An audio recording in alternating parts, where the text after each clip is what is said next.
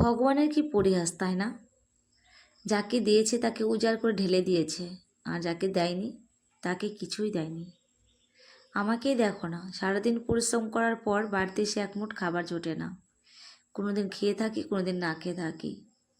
আমি কিন্তু একটুও বসে থাকি না, কারণ ছেলে মেয়ে দুটো চিন্তা করে আমাকে প্রত্যেকটা দিন কাজের সাথে লড়াই করতে হয়। আর আমি যদি কাজের সাথে লড়াই না করি তাহলে আমরা কী খেয়ে বেঁচে থাকবো বলো? আমাদের যে দেওয়ার মতো কেউ নেই।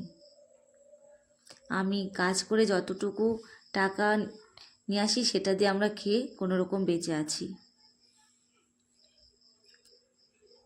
এত কষ্ট করে কাজ করি তবু না, আমি কি বলবো, মানে কী দিয়ে যে কী করবো আমি বুঝতে পারি না। মানে কি করে আমরা চলবো? মানে এতটা অভাব অনটন হলে কি করে চলা যায় বলো? আমি তো দুদণ্ড বসে থাকি না, মানে যতটুকু পারি আমি চেষ্টা করি করার। মানে কি করে আমরা চলবো, কি করে ছেলে মেয়ে দুটোকে আমি ভালো রাখবো, ওদের কি করে ওদের মুখে দুমুঠ অন্ন তুলে দেব, সেই চেষ্টা কিন্তু আমি সবসময় করে যাই।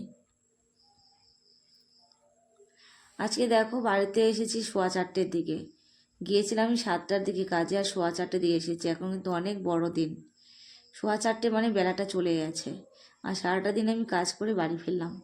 শরীরটা এতটা টায়ার্ড আর ক্লান্ত লাগছে, কি বলবো তোমাদের, বলে বোঝানোর মতো ভাষা নেই। আমি যখন বাড়িতে আসলাম তখন 1-2 করে ঝিঁঝে করে বৃষ্টি পড়ছে। তো আমার বাড়িতে জামাকাপড় মেলা ছিল, তো সেগুলো ফার্স্ট আমি আগে তুলে নিলাম। কালকে জামাকাপড় কেচেছি, তোমাদের ভিডিওতে দিয়েছি।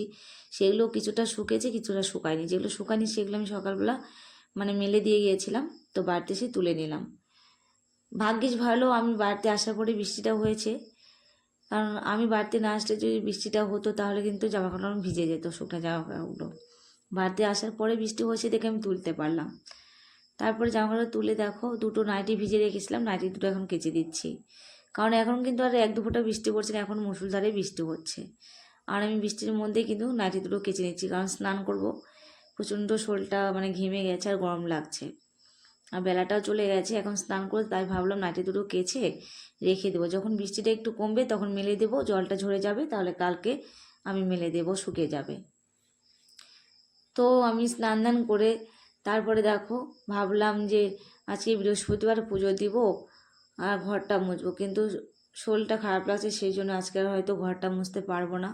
এইভাবে পুজোটা দিয়ে নিব, কিছু করার নেই। অন্যদিন আমি প্রায় দিনই কিন্তু ঘরটা মুছি, কিন্তু আজকে এতটা শরীর খারাপ লাগছে। মেয়েকে বলেছিলাম ঘরটা মুছিস আর পুজোটা দিস, তো মেয়ে স্কুলে চলে গেছে, ঘরটা মুছিনি, পুজোও দেয়নি।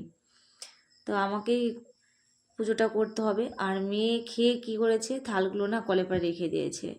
প্রায় দিনই খায়, খেয়ে খেয়ে থালটা কলে পাড়ে রেখে দেয়, সেগুলো আমি কাজে থেকে এসে মেজে নিই। বাড়িতে এসেও কিন্তু অনেক রকমের কাজ থাকে, টুকটাকি ভালোই কাজ থাকে। আমি কি বাড়িতে এসেও কিন্তু দুদণ্ড বসতে পারি না, সেই জন্য শরীরটা আমার বেশি খারাপ হয়ে যায়। আজকে সকালবেলা তাড়াহুড়া করে রান্না করে বেরিয়ে গিয়েছিলাম, কারণ একটু লেট হয়ে গিয়েছিল সেই জন্য। আর আমি রান্না করে দেখো মশলার কৌটাগুলো আজকে ঢোকাতে পারিনি, ভুলে গেছি। তাছাড়া কিন্তু অন্যদিন আমি সব কিছু গোছগাছ করেই আমি রেখে যাই। আর আজকে বাড়িতে এসে দেখলাম বৃষ্টি হচ্ছে, সেই কারণে স্নানের আগে সব কিছু কিন্তু আমি একটু গোছগাছ করে নিচ্ছি। কারণ বৃষ্টি হলে বৃষ্টির সাট এসে না সমস্ত কিছু নোংরা হয়ে যায়, ভিজে যায়, তাই সব কিছু আমি গোছগাছ করে নিচ্ছি এখন।